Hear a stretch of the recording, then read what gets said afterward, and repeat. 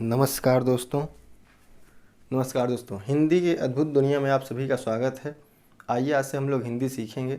हिंदी बहुत ही अच्छा विषय है, बहुत ही रोचक विषय है। बहुत मज़ा आता है इसको पढ़कर, इसको पढ़ाकर, इसको समझकर हम लोग सीखेंगे। हिंदी क्या है?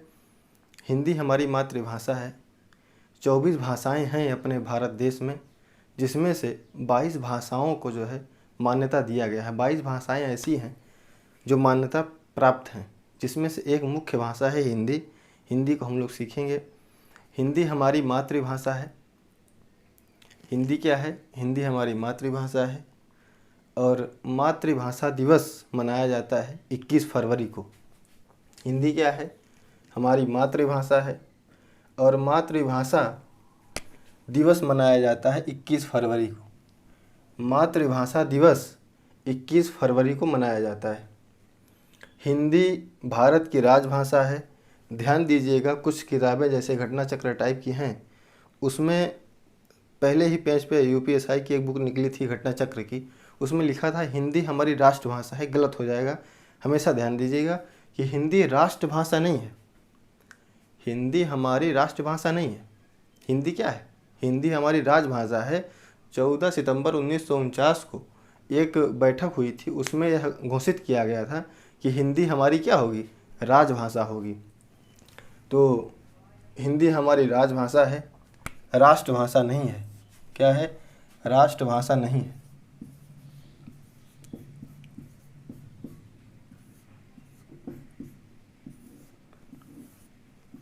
हिंदी हमारी क्या है? राजभाषा है। 14 सितंबर को हिंदी दिवस प्रतिवर्ष मनाया जाता है। 14 सितंबर 1949 को हिंदी को राजभाषा के रूप में घोषित किया गया था। तभी से 14 सितंबर के दिन हिंदी दिवस मनाया जाता है। 10 जनवरी को विश्व हिंदी दिवस मनाया जाता है। 10 जनवरी को। अक्सर ये सभी पॉइंट जो है परीक्षाओं में डायरेक्ट पूछे जाते हैं। आप कोई भी परीक्षा देंगे, आने वाले एग्ज़ाम है टीजीटी, पीजीटी, टेट, सीटेट, सभी परीक्षाओं में हिंदी से ये सभी डायरेक्ट प्रश्न पूछे जाते हैं कि विश्व हिंदी दिवस कब मनाया जाता है। हिंदी पूछा जाएगा तो हिंदी दिवस पूछा जाएगा, विश्व हिंदी दिवस पूछा जाएगा तो विश्व हिंदी दिवस क्या बताएंगे? 10 जनवरी को विश्व हिंदी दिवस मनाया जाता है। 10 जनवरी 1975 को नागपुर में एक सम्मेलन हुआ। किस लिए हुआ? ताकि हिंदी का जो है प्रचार प्रसार हो सके, इसलिए विश्व जो हिंदी सम्मेलन मनाया गया। कब मनाया गया? तो 10 जनवरी 1975 को। कहाँ? नागपुर में। नागपुर, महाराष्ट्र, नागपुर में मनाया गया। ये भारत का एक अंग है, एक भाग है, वहीं मनाया गया था। आइए इसके आगे हम लोग देखते हैं। इसके आगे है दोस्त, हिंदी की जननी। हिंदी की जननी अपभ्रंश है। हिंदी की जननी अपभ्रंश है। हिंदी की आदि जननी संस्कृत है। हिंदी की जननी अपभ्रंश है, जबकि हिंदी की आदि जननी, हिंदी की जननी अपभ्रंश, जबकि हिंदी की आदि जननी संस्कृत है।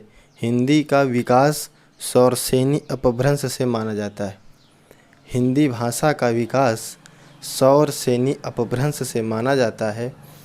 इसके बाद का पॉइंट है, हिंदी भारोपीय भाषा परिवार की बोली है। हिंदी भारोपीय भाषा परिवार की बोली है। हिंदी शब्द फारसी भाषा का शब्द है। हिंदी शब्द फारसी भाषा का शब्द है। हिंदी शब्द की उत्पत्ति सिंधु सभ्यता से मानी जाती है। हिंदी शब्द की उत्पत्ति सिंधु सभ्यता से मानी जाती है।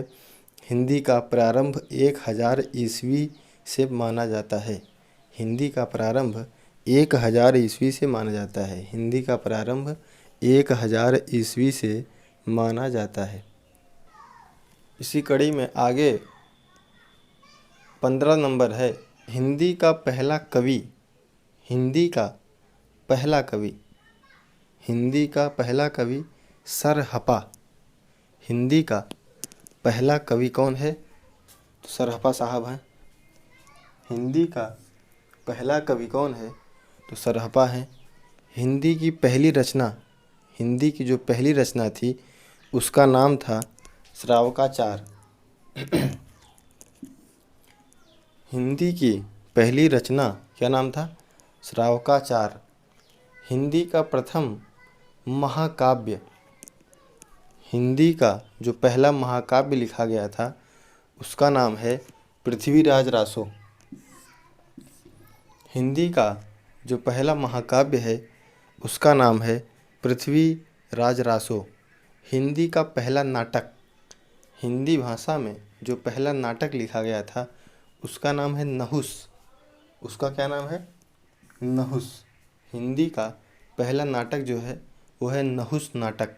इसको लिखा है गिरधर दास ने। इसको किसने लिखा है? श्रीमान जी गिरधर दास गोस्वामी। हिंदी की पहली कहानी, हिंदी की पहली कहानी, हिंदी की जो पहली कहानी थी उसका नाम है इंदुमती। इंदुमती कहानी जो है वो सबसे पहली लिखी गई थी, सबसे पहले लिखी गई थी। हिंदी की पहली कहानी इंदुमती। इसको किशोरी दास गोस्वामी जी ने लिखा है। किसने लिखा है? किशोरी दास गोस्वामी। हिंदी की पहली कहानी किशोरी दास गोस्वामी जी ने लिखा है। हिंदी का प्रथम उपन्यास, हिंदी का जो पहला उपन्यास लिखा गया था उसका नाम है परीक्षा गुरु। हिंदी का पहला उपन्यास जो था उसका नाम है परीक्षा गुरु। इसको लाला श्रीनिवास दास जी ने लिखा है। किसने लिखा है? लाला श्रीनिवास दास जी ने लिखा है हिंदी का पहला उपन्यास जिसका नाम है परीक्षा गुरु। किसने लिखा? लाला श्रीनिवास दास। हिंदी की पहली महिला लेखिका हुई थी, हिंदी की पहली महिला लेखिका हुई थी, उनका नाम है राजेंद्र बाला घोष। हिंदी की पहली महिला लेखिका हुई थी, सबसे पहले महिला में इन्होंने सबसे पहले लेखन का काम शुरू किया था, जिनका नाम है राजेंद्र बाला घोष। और इनको एक नाम से और जाना जाता है, वो नाम है बंग महिला।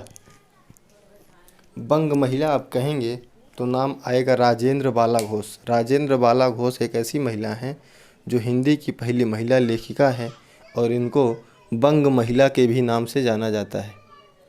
आइए देखते हैं 22वां पॉइंट। अगला पॉइंट है दोस्तों 22 नंबर का, हिंदी का सर्वप्रथम प्रयोग। हिंदी शब्द का, हिंदी जो शब्द लिखा है इसी शब्द का, बस इसी का, इतने का, हिंदी शब्द का सर्वप्रथम प्रयोग शरफुद्दीन यज़दी ने अपने जफरनामा में किया है।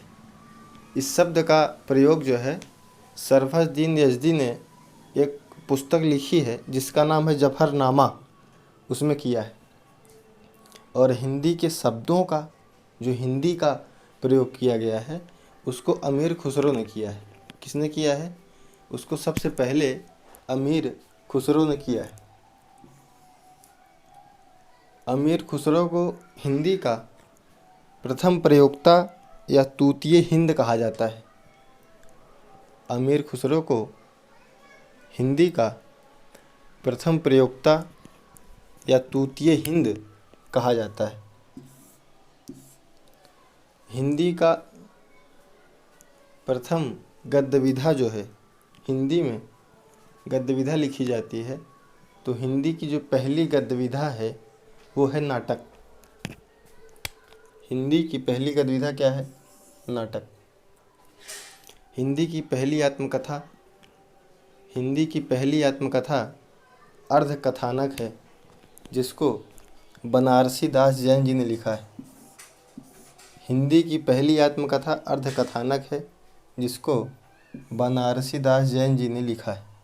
हिंदी की प्रथम जीवनी, हिंदी की पहली जीवनी दयानंद दिग्विजय की लिखी गई है जिसको लिखा है गोपाल शर्मा शास्त्री जी ने। हिंदी की पहली जीवनी दयानंद दिग्विजय की लिखी गई है। किसकी? पहली जीवनी दयानंद दिग्विजय की। लिखा किसने है? तो गोपाल शर्मा शास्त्री। किसने लिखा है? गोपाल शर्मा शास्त्री।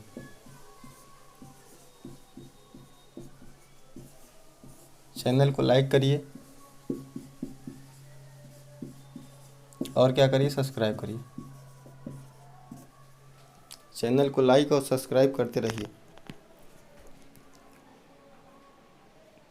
चैनल को लाइक और सब्सक्राइब करते रहिए। दोस्तों हम लोग देखेंगे, सीखेंगे क्या, समास, जिसको अंग्रेजी में कंपाउंड बोलते हैं।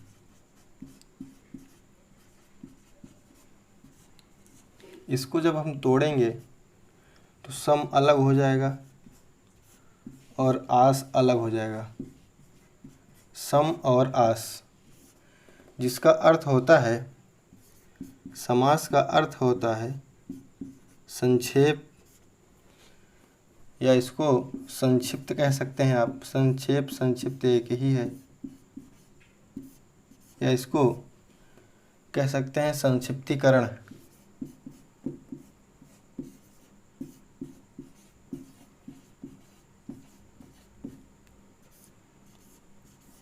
संक्षेप मतलब क्या होता है?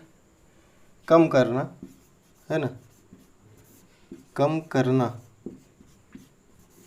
या छोटा करना। किसी भी चीज़ को जो लिखा हुआ है उसको छोटा करना। समास का मतलब क्या होता है? किन्हीं दो पदों को छोटा कर देना या घटाना लिख सकते हैं। समास के शब्द का इतने सारे अर्थ निकलते हैं। क्या क्या? संक्षेप, संक्षिप्त, संक्षिप्तीकरण, कम करना, छोटा करना या घटाना, ये सारी चीज़ें आप कह सकते हैं। इसका जो डिफिनीशन होगा, डिफिनीशन में आप लिख सकते हैं कि दो पदों के संक्षिप्त रूप को समास कहते हैं। जो दो पद होगा, दो पदों के कैसे रूप को, संक्षिप्त रूप को क्या कहते हैं? समास कहते हैं। दो पदों के संक्षिप्त रूप को क्या कहते हैं? समास कहते हैं। या इसका एक डिफिनीशन और होगा कि जिस नियम के द्वारा पदों के समूह को, इसको साफ करके लिखें,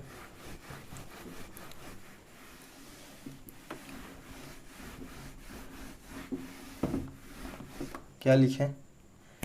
डिफिनीशन इसकी लिख सकते हैं कि जिस नियम के द्वारा पदों के समूह को क्या करना है? पदों के समूह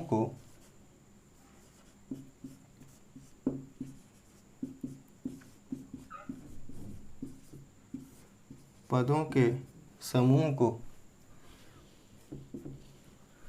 समस्त पद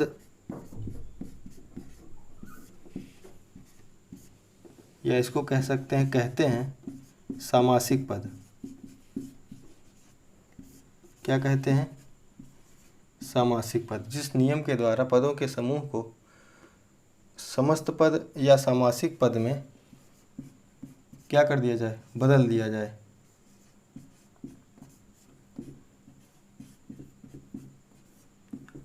बदल दिया जाए, उसे क्या कहते हैं? समास कहते हैं। जिस नियम के द्वारा पदों के समूह को समस्त पद या सामासिक पद में बदल दिया जाए, उसे समास कहते हैं। आप कहेंगे पद का समूह क्या है? तो जैसे माता और पिता, माता और पिता, है ना, तो जो ये समुच्चय बोधक शब्द, और जहाँ दो शब्दों के बीच में जब समुच्चय बोधक शब्द जुड़कर उसको एक वाक्य बनाता है, एक शब्द बनाता है, तो उसे जो है क्या कहते हैं, पदों का समूह। तब इसको क्या कहेंगे, पदों का समूह।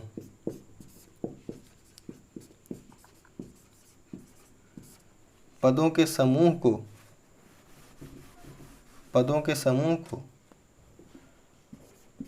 किस में बदल दे, समस्त पद में।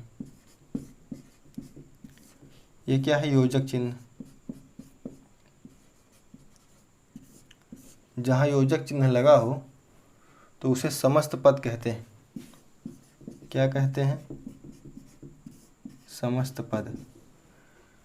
जब पदों के समूह को समस्त पद में या सामासिक पद में बदल दिया जाए तो उसे क्या कहते हैं, उसे समास कहते हैं। जिस नियम के द्वारा पदों के समूह को समस्त पद या सामासिक पद में बदल दिया जाए उसे क्या कहते हैं, समास कहते हैं। जैसे गाय और बैल, गाय और बैल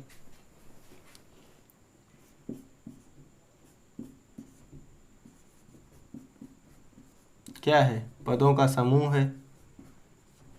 इसको समस्त पद में बदल दें तो हो जाएगा गाय बैल। गाय योजक चिन्ह बैल।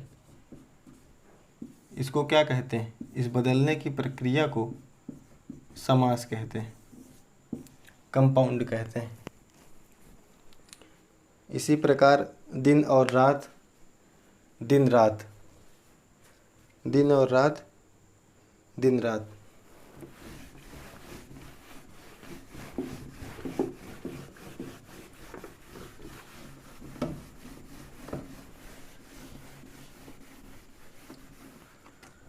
पूछ लिया जाता है, समास का विलोम बताइए। समास का विलोम क्या होता है, व्यास होता है। समास का विलोम क्या होता है, व्यास होता है। जबकि समास को तोड़ना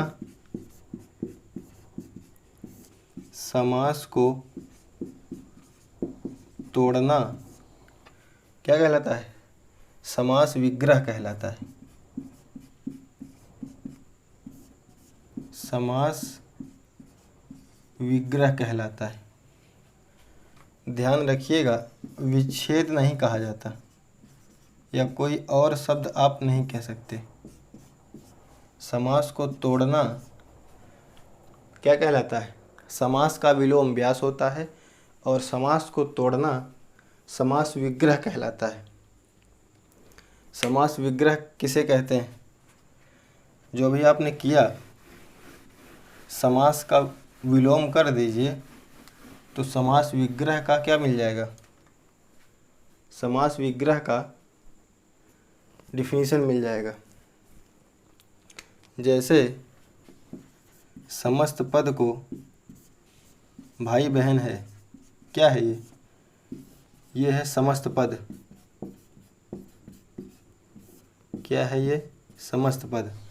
इसको जब हम लोग बदल देते हैं किसमें, पदों के समूह में, भाई और बहन,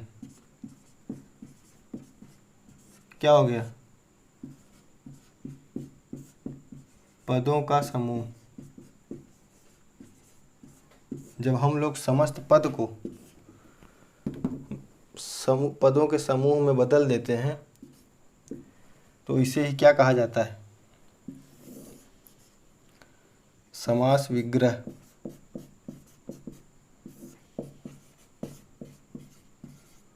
इसे ही समास विग्रह कहा जाता है।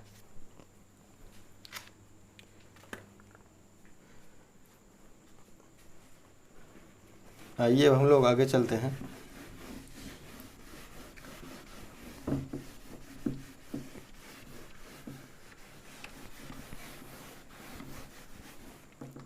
समास समझ लिए आप और समास विग्रह समझ लिए, है ना। समास समझ में आ गया और समास विग्रह समझ में आ गया। हम लोग अगला देखेंगे विशेष और विशेषण। विशेष्य और विशेषण। अक्सर इसको हम लोग भूल जाते हैं कि विशेष्य क्या होता है और विशेषण क्या होता है, अक्सर भूल जाते हैं। तो हम इसको याद करने के लिए दोनों को याद ना करके सिर्फ एक को पकड़ेंगे। किसको? चाहे इसको पकड़िए चाहे इसको, दो में से किसी एक को पकड़ लेंगे तो ये कभी नहीं भूलेगा। तो विशेष्य किसको कहते हैं? जिसकी विशेषता बताई जाती है उसको विशेष्य कहते हैं। जिसकी विशेषता बताई जाती है उसे क्या कहते हैं? उसे विशेष्य कहते हैं, उसे विशेष्य कहते हैं। और एग्जाम्पल देख लीजिए, जैसे सुंदर लड़की, विशेषता किसकी बताई जा रही? लड़की की। तो लड़की क्या हो गई? विशेष।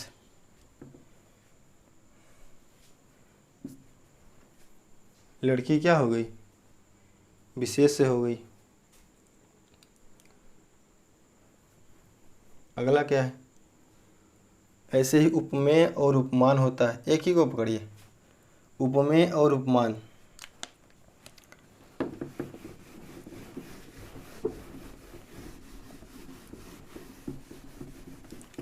जो अगला पॉइंट है, उपमेय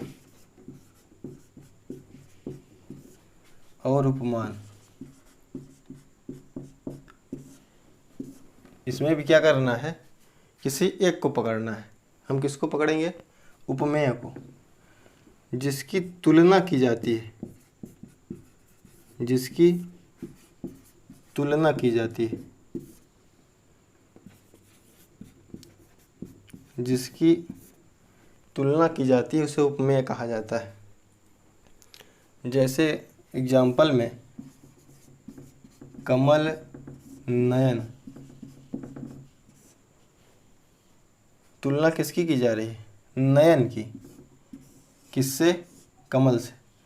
तुलना किसकी की जा रही है? नयन की। तो नयन क्या हो गया? उपमेय। बाकी बचा उपमान। उपमेय को पकड़िए जिसकी तुलना की जाती है ना। मैं क्या हूँ? सुंदर हूँ। मैं क्या हो गया? उपमेय। ये समास के लिए बहुत ही आवश्यक शब्दकोश है।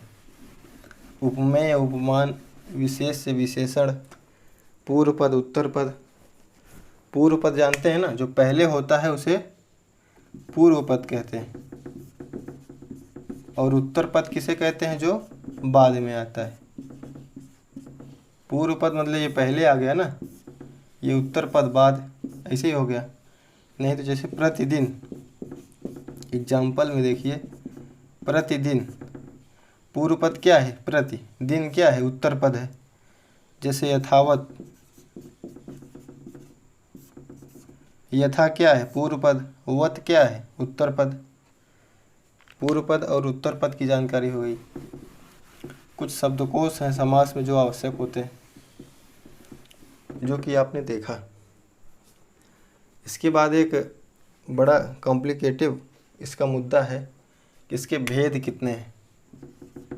जितने नामचीन अध्यापक हैं सब इसी में अटके हैं, सब अपनी अपनी विशेषता इसी में दिखा रहे हैं। भेद कितने हैं? तो इसके कुल भेद जो हैं 6 हैं। सभी किताबों में लिखा है 6। कुछ लोग इसको जो है मुख्य भेद जो है इसके 4 ही मानते हैं। कहते हैं कि जो इसका मुख्य भेद है वो कितना है? 4। एक और होता है प्रयोग की दृष्टि से, प्रयोग की दृष्टि से कितने? 3। कुल भेद कितने हैं? 6। मुख्य भेद कितने हैं? 4। और प्रयोग की दृष्टि से कुल 3 भेद हैं। अभी इन सभी के विषय में बात किया जाएगा। इन्हीं के विषयों में बात करेंगे आज। कुल में आप जानते ही हैं, इसका एक फार्मूला भी होता है, दादा अब तक। दादा अब तक बहुत पुराना है। द्वंद्व, द्विगु, अव्ययी भाव, बहुब्रीहि, तत्पुरुष, कर्मधारय, 6 कुल भेद होते हैं। आइए देख लेते हैं कुल और मुख्य को। कुल भेद देख लेते हैं और मुख्य भेद देख लेते हैं। सबसे पहला है अव्ययी भाव। अव्ययी भाव समास, ये पहला है। इसकी खासियत होती है कि इसका जो पूर्व पद होता है वो प्रधान होता है, मुख्य होता है ना। प्रधान माने मुख्य, यजमान होता है। और दूसरा जो होता है वो होता है तत्पुरुष। तत्पुरुष, इसका जो है उत्तर पद, बाद वाला पद क्या होता है? प्रधान होता है, मुख्य, यजमान होता है। और तीसरा है द्वंद्व। द्वंद्व कहते हैं, होता है द्वंद्व। इसका दोनों पद क्या होता है? प्रधान होता है। इसके बाद है बहुब्रीहि।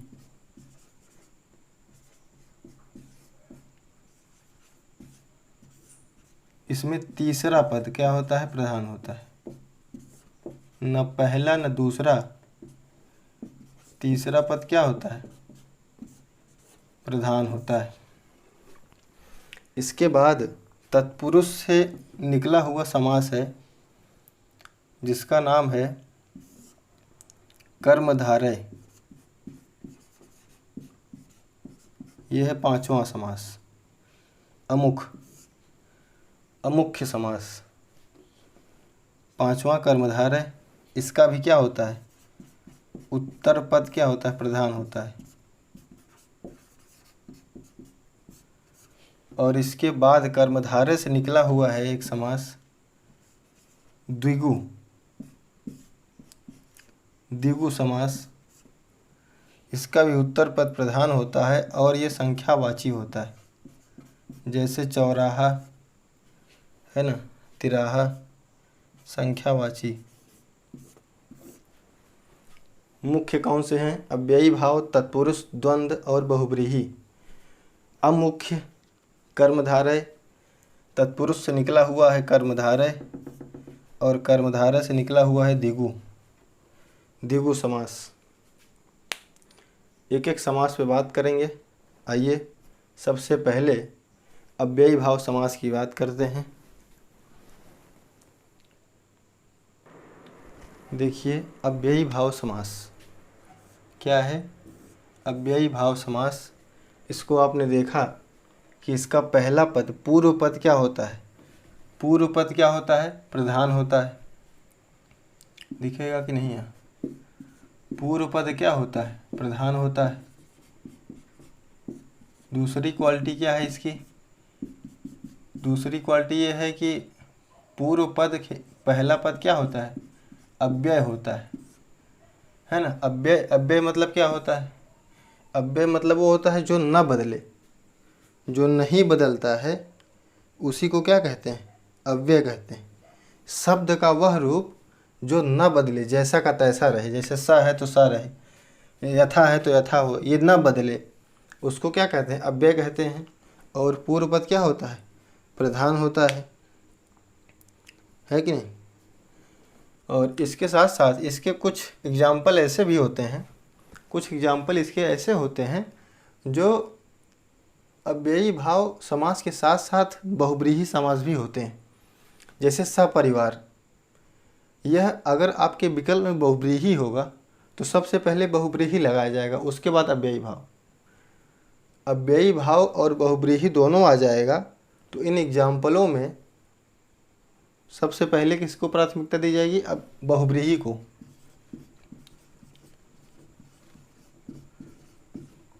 उसके बाद किसको?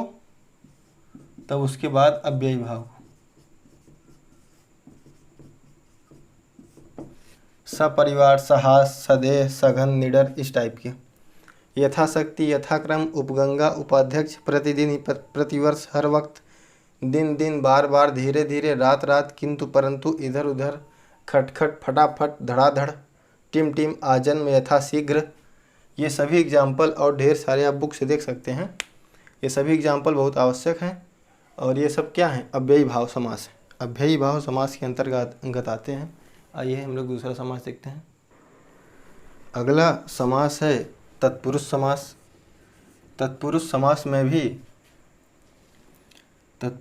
में पहला पद जो होता है, पूर्व पद जो होता है, वो क्या होता है? अप्रधान होता है। और दूसरा पद क्या होता है? प्रधान होता है, मुख्य होता है। ये सहायक भी होता है। पहला पद जो है दूसरे पद के लिए सहायक भी होता है। तत्पुरुष समास में पहला पद अप्रधान होता है या सहायक होता है और दूसरा पद जो उत्तर पद होता है वो प्रधान होता है। और तत्पुरुष समास में कारक चिन्हों के आधार पर इस समास की पहचान की जाती है। 7 कारक चिन्ह होते हैं जिसमें से 6 कारक चिन्हों के आधार पर 6 समास, इसके तत्पुरुष समास के 6 भेद माने गए हैं। पहला कर्म, कर्मधारय तत्पुरुष।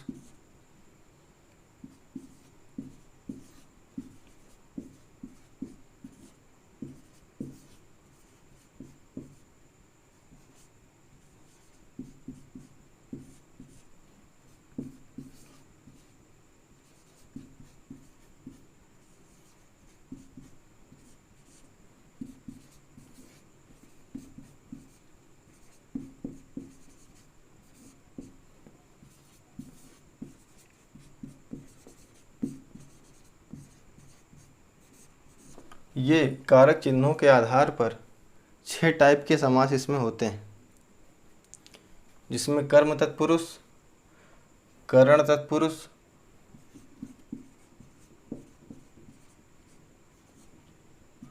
संप्रदान तत्पुरुष, अपादान, संबंध, अधिकरण। ठीक है। इन सभी कारक चिन्हों के आधार पर समास होते हैं। जैसे कर्म के लिए होता है को।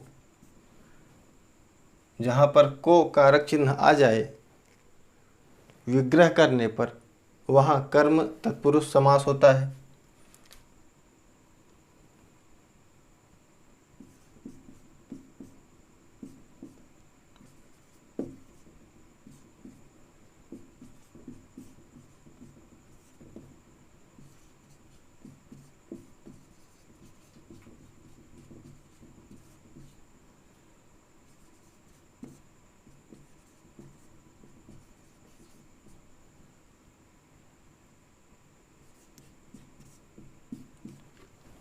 कर्म तत्पुरुष में जब आप समास विग्रह करेंगे तो उसमें आपको को मिलेगा। जैसे आशातीत, आशा को अतीत, इसको जब डिफाइन करेंगे, अलग करेंगे, तो हो जाएगा आशा को अतीत। तत्पुरुष समास तो है ही है। तत्पुरुष समास में भी पूछा जाएगा कौन सा है, तो कर्म तत्पुरुष है। करण के लिए जब विग्रह करेंगे से आएगा। जैसे नीति युक्त, नीति से युक्त। और संप्रदान के लिए आएगा। जैसे पाठशाला, पाठ के लिए शाला। अपादान के लिए से आएगा, अलगाव का बोध होगा। जन्मांध, जन्म से अंधा, जन्म से अंधा। संबंध के लिए का की के आएगा। जैसे गंगा जल, गंगा का जल। और अधिकरण के लिए में आएगा, हर फन मौला, हर फन में मौला। हरफन मौला का मतलब होता है हर काम में क्या, उत्तीर्ण, हर काम में तेज। ठीक है। तुलसीकृत, सराहत, कपड़छना ये आ चुका है एग्जाम में। मुँह मांगा ये आ चुका है, ये आ चुका है एग्जाम में। मुँह नचोआ, ये सभी तत्पुरुष समास के एग्जाम्पल हैं और ढेर सारे एग्जाम्पल हैं जो आप किताबों से पढ़ें। इसके भेद कितने होते हैं, तो इसके भेद 6 होते हैं, जो कि आपने देख ही लिया।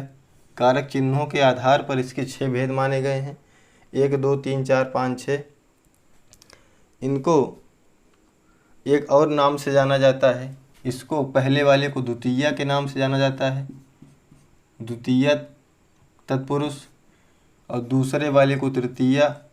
जिस जिस क्रम में हैं उस क्रम से एक आगे करके इनका नाम किया गया है। द्वितीया है, ये तृतीया है, ये चतुर्थी है, ये पंचमी है, ये षष्ठी है और ये सप्तमी है।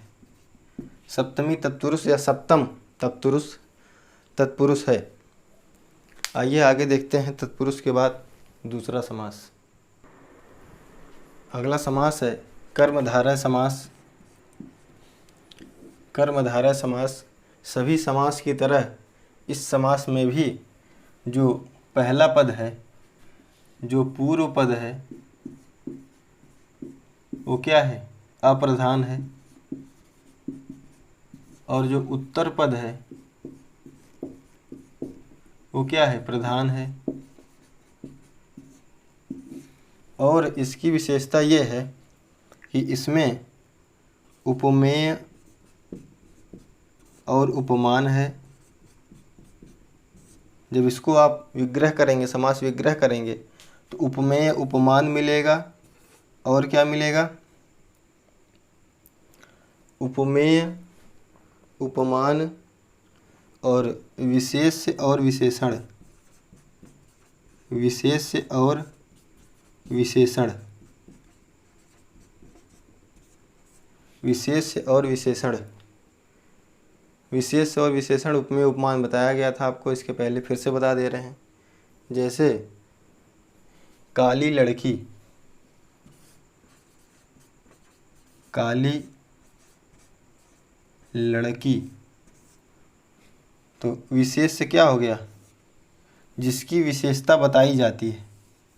विशेषता किसकी बताई जा रही है, लड़की की। कैसी है, काली। तो लड़की क्या हो गई, विशेष से हो गई, विशेषण क्या हो गया, काली हो गया। उपमेय क्या हो गया, लड़की हो गई। उपमान क्या हो गया, काली हो गया। तो कर्मधारय समास में भी पहला पद अप्रधान, दूसरा पद प्रधान, और विशेषता इसकी ये है कि जब इसका समास विग्रह करेंगे आप तो उपमेय उपमान विशेषण और विशेष से मिलेगा। और इसके 4 भेद हैं। पहले भेद का नाम है पूर्व पद विशेष, दूसरे पद का नाम है पूर्व पद विशेषण, और तीसरे भेद का नाम है विशेष्योभय, और चौथे का नाम है विशेषणोभय। विशेष्य, विशेषण, विशेष्योभय और विशेषणोभय, इसके एग्जाम्पल हैं। जो पूर्व पद विशेषण है उसका एग्जाम्पल है नरश्रेष्ठ, और जो पूर्व पद विशेषण है उसका एग्जाम्पल है सद्भावना, और जो विशेष्योभय है उसका एग्जाम्पल है आमगाक्ष, और जो है विशेषणोभय जो है उसका एग्जाम्पल है नीलपीत। बाकी कर्मधारय समास के एग्जाम्पल हैं नीलाम्बुज, पीतवस्त्र, नवयुग, बड़भागी, छोटे भैया, पकौड़ी, लाल पीला। ये सभी कर्मधारय समास के एग्जाम्पल हैं। आइए अगले समास को देखते हैं। इसके 3 भेद और होते हैं, 3 उपभेद होते हैं। 3 उपभेद होते हैं, वो भी जान लीजिए। पहला होता है उपमान कर्मधारय। 3 उपभेद, 3 उपभेद तीन उपभेद में पहला है उपमान कर्मधारय उपमित, उपमान उपमित और रूपक। उपमान पहला, दूसरा क्या है उपमित।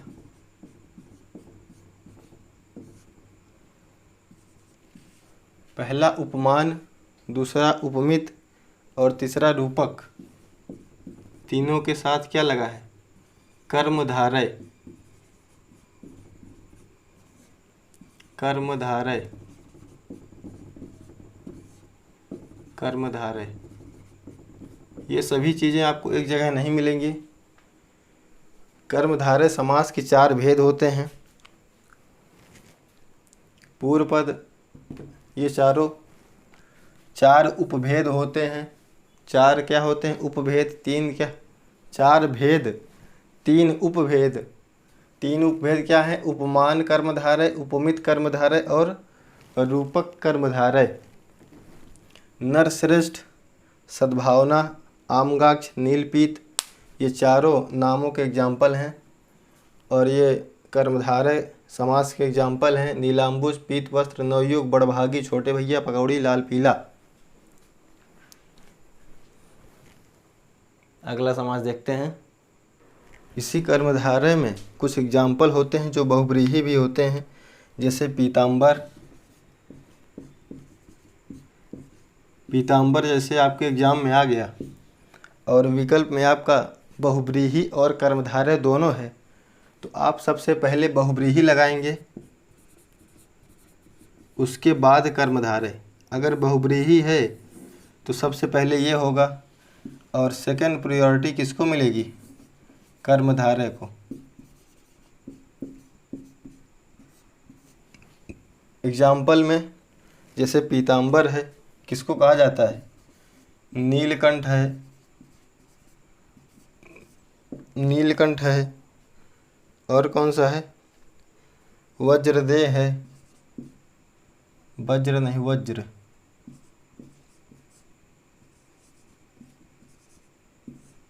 दूसरा एग्जाम्पल क्या है महादेव लंबोदर,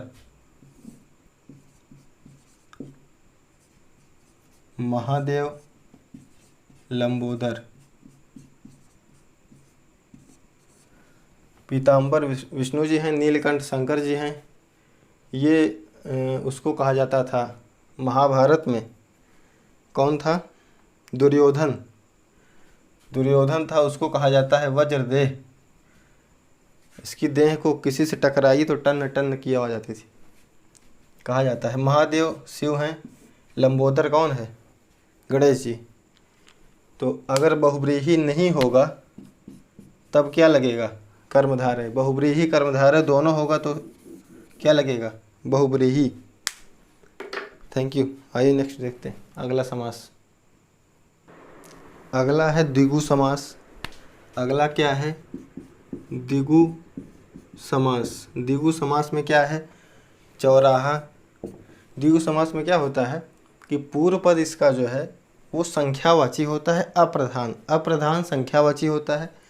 जो दूसरा होता है वो प्रधान होता है, जो दूसरा होता है वो क्या होता है उत्तर पद जो है प्रधान होता है, दूसरा पद प्रधान होता है, उत्तर पद प्रधान होता है और विशेषण होता है। क्या होता है विशेषण होता है। और ये है चौराहा, चार राहों का समूह। ये क्या है द्विगु समास। पंचरथ, पंचवटी, चवन्नी, अठन्नी, ठीक है। ये क्या है ये त्रिलोक, नवग्रह, नवरात्रि, दुपट्टा, दोपहर। द्विगु समास के एग्जाम्पल हैं चौराहा, पंचरत्न, पंचवटी, चवन्नी, अठन्नी, त्रिलोक, नवग्रह, नवरात्रि, दुपट्टा, दोपहर। उसके बाद इसमें भी कुछ ऐसे शब्द पूछ लिए जाते हैं जो द्विगु समास में भी होते हैं और बहुब्रीही समास में भी होते हैं। और अगर बहुब्रीही इसके विकल्प में है तो बहुब्रीही ही माना जाएगा, क्योंकि इनका सीधा सीधा संबंध तीसरे पक्ष से होता है, न पहले न दूसरे, तीसरा प्रधान होता है। जैसे त्रिनेत्र, कौन शंकर जी, दशानन रावण, पंचानन हनुमान जी, चतुर्भुज ब्रह्मा जी, चतुर्भुज ब्रह्मा जी नहीं विष्णु जी, और चतुर्मुख ब्रह्मा जी, और तिरंगा हमारे देश का ही है। सबसे पहले बहुब्रीही लगाएंगे, अगर ये नहीं होगा तब क्या लगाएंगे? द्विगु। बहुब्रीही के बाद में क्या होगा? द्विगु। किसमें? सिर्फ इतने में। ठीक है, आइए अगला समास देखते हैं। द्वंद्व समास है। द्वंद्व समास में दोनों पद प्रधान होते हैं। पहले और दूसरे दोनों पद क्या होते हैं? प्रधान होते हैं। दोनों पद क्या होते हैं? प्रधान होते हैं। और सबसे बड़ी विशेषता ये है कि इसमें दो शब्दों के बीच में योजक चिन्ह मिलता है। क्या मिलता है? योजक चिन्ह मिलता है। इसको कहते हैं योजक चिन्ह। ये सिंबल है योजक चिन्ह का, योजक चिन्ह। द्वंद्व समास, इसमें दोनों पद प्रधान होते हैं, पहला और दूसरा, और दो शब्दों के बीच में एक योजक चिन्ह मिलता है। और इसका जो है शाब्दिक अर्थ होता है स्पर्धा या लाग डाट। इसमें लाग डाट जैसे दिखता है, आना जाना, पढ़ना लिखना, धर्म है ना, हम तुम, माता पिता। और इसके तीन भेद हैं: इतरेत्तर द्वंद्व, समाहार द्वंद्व और वैकल्पिक द्वंद्व। द्वंद्व समास तीन भेद होते हैं। दोनों पद प्रधान होता है, बीच में योजक चिन्ह होता है, शाब्दिक अर्थ होता है स्पर्धा या लाग डाट, जिसके एग्जाम्पल हैं माता पिता, लाभालाभ, आना जाना, पढ़ना लिखना, धर्म, हम तुम। जितने आप योजक चिन्ह लगा सकें वो सभी एग्जाम्पल द्वंद्व समास के होते हैं। ठीक है, भाई बहन सभी। आइए अगला समास देखते हैं। ये आपको समझ में आ गया होगा, इसमें कुछ था नहीं। छठा और अंतिम समास है बहुब्रीही समास। ये छठा समास है बहुब्रीही समास। इसके चार भेद हैं: समानाधिकार बहुब्रीही, व्यधिकरण बहुब्रीही, तुल्ययोग बहुब्रीही और व्यतिहार बहुब्रीही समास। इसके एग्जाम्पल हैं दशानन। इसमें होता क्या है? दोनों पद क्या होता है? बहुब्रीही समास में दोनों पद अप्रधान होते हैं, कोई तीसरा पद जो है प्रधान हो जाता है, जिसकी कोई कल्पना नहीं की गई होती है। जैसे दशानन, 10 सिरों वाला कौन? शंकर जी, वो रावण है ना। लंबोदर, गणेश जी। चतुरानन, चतुर्भुज, नीलकंठ, खड़ानन, पंकज, एकाक्ष, एकदंत, ये सभी बहुब्रीही समास के एग्जाम्पल हैं। और इसमें तीसरा पद प्रधान होता है, पहला और दूसरा अप्रधान होता है। इसके चार क्या होते हैं? भेद होते हैं। पहला कौन सा? समानाधिकार, व्यधिकरण, तुल्ययोग, व्यतिहार। ये सभी बहुब्रीही समास के एग्जाम्पल हैं। एक होता है नए समास। इसको भाई आप देख लें अगर देखना चाहें तो। ये कोई नया समास है, नए समास, इसको देख लें। ये तत्पुरुष का उपभेद भी है। ये तत्पुरुष समास का उपभेद इसको माना जाता है। इसके एग्जाम्पल हैं अनाथ, और दूसरा एग्जाम्पल है अन्याय, तीसरा है अधर्म, और चौथा है अकाल, और पांचवा है अनजाना। इसका समास विग्रह होगा अनाथ का अनाथ न नाथ, जिसका नाथ ना हो, अन्याय का न न्याय, अधर्म का न धर्म, है ना, न अकाल का न काल, और उसका अनजाना का न जाना। ये 6 समास थे और एक नया समास था, उसको भी देख लिया गया। सभी समास को देख लिया गया है। और देखिए, और एक काम और करिए। क्या करेंगे? वीडियो को लाइक कर दीजिए और शेयर कर दीजिए और सब्सक्राइब कर दीजिए। ये काम कर दीजिए आप। Thank you, thanks for watching. बहुत बहुत धन्यवाद। Thank you.